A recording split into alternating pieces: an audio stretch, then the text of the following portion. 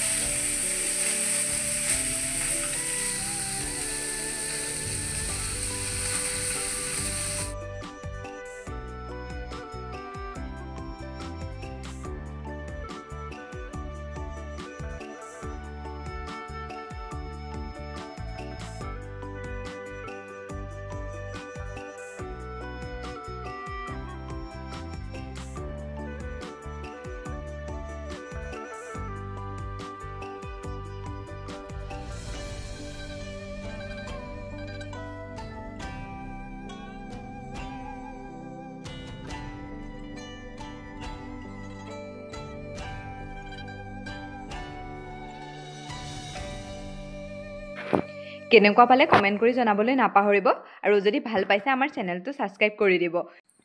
শেষলৈকে ভিডিঅ'টো চোৱাৰ বাবে বহুত বহুত ধন্যবাদ।